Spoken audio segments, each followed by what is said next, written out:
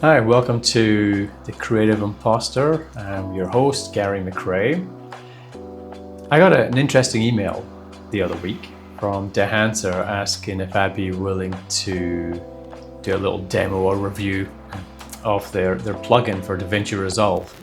And the fact that they said it could be an honest review, I thought, yeah, why not? I really like the plugin. I'd been thinking about getting it myself, so the fact that they'd reached out was pretty good.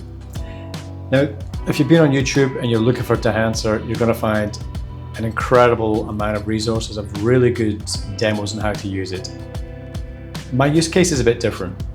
So I've taken a little bit of footage in Vlog, and generally speaking, I prefer just to shoot with whatever film profile is already in a camera because it saves a lot of time of editing.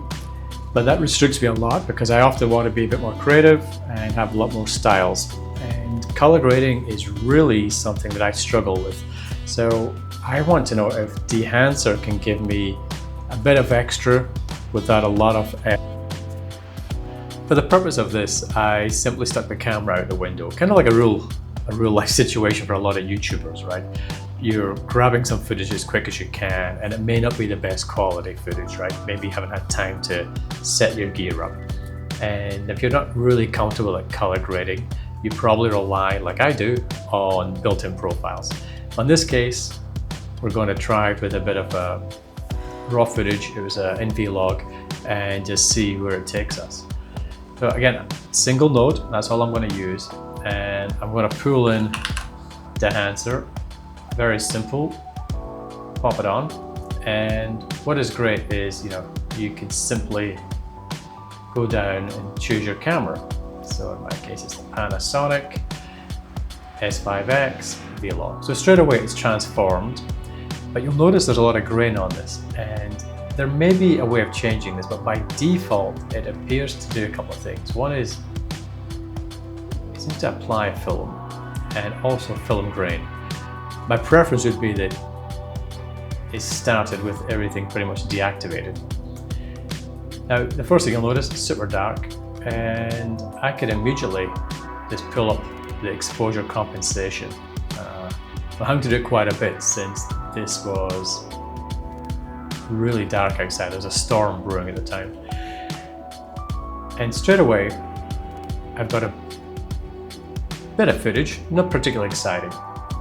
So the bit we've all been waiting for is, of course, the film profiles. So you need to enable it, having just disabled it. And I don't know how many options there are, but there are a lot. Now, what I would like would be the ability just to hover over and be able to see a little preview. I'm not familiar with these. No big deal, right? You just kind of one click and you can see the different films emulations taking place.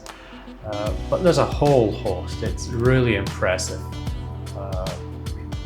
Literally spot for choice. So let's go for the Kodak Hector 100. That looks quite nice. And then from there, you could just walk away, right? If you only needed a small clip, this might work for you. But then you've got a whole host of other options. So we have Film Developer. Again, what I like is you can simply just go in and play with these and go, oh, I could boost the color down each way. And you can quickly reset. So if you do something you don't like it, you regret it, you can quickly get rid of it. Film compression, again, not one I've used, but you can see again how you can play with that. And what's nice is these are all very subtle, right? You can barely see the changes. The expand, this is one of my favorite areas because I like a lot of contrast. So I tend to, push up my black point and the whites. For some people, this is a cardinal sin, but I'm not embarrassed. I think it's fine. The print area is another nice section because it allows you to continue this emulation, and it's got a few options. It's a quite dramatic Fujifilm print film, I quite like that.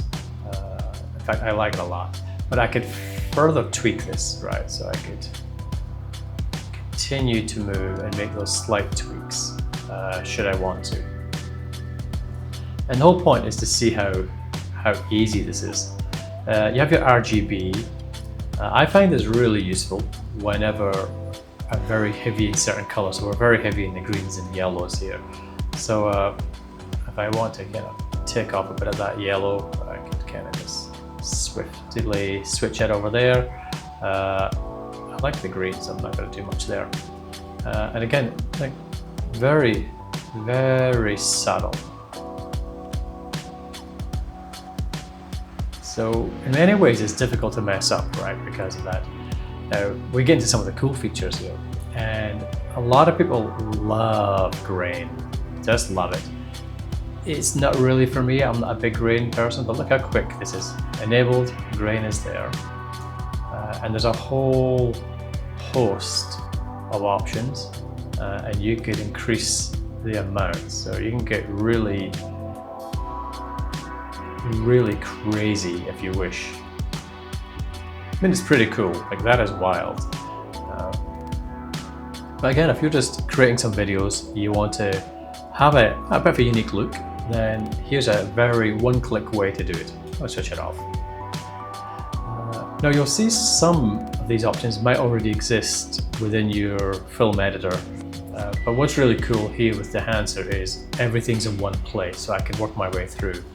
Film damage, again, probably not appropriate for this little street clip, I don't think. But you can apply this, and again, it's still very subtle even when it's the amount is increased, and it gives you that old film look. So pretty cool. One of my favorites though is the overscan. I like this a lot because I think this is where you get a really cool, unique look.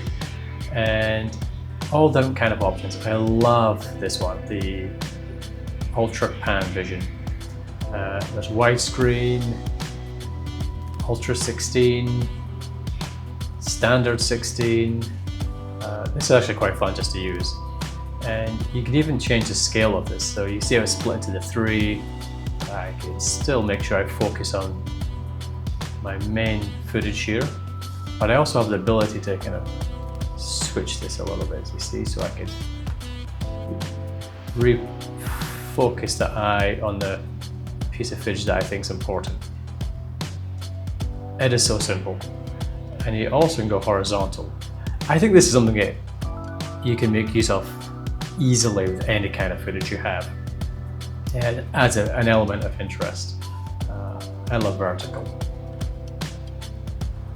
And there's so many options. What's really good is that on the Dehancer website is they have an explanation for everything, and you can quickly go through it.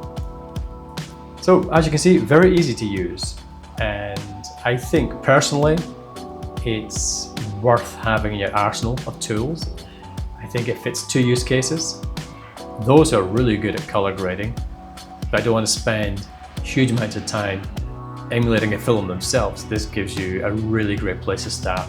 And I think for other just general content creators who either don't have the capability or capacity or really want to spend a lot of time and effort color grading, but still want to create something that looks kind of cool, then I think it's a bit of a no-brainer. I think it's a really good addition to make your content a bit more engaging and interesting. So I'm certainly going to be using it moving forward. And if you have any thoughts, other tools you use, leave a comment, and please like or subscribe. That'd be great. Thanks very much, and talk soon.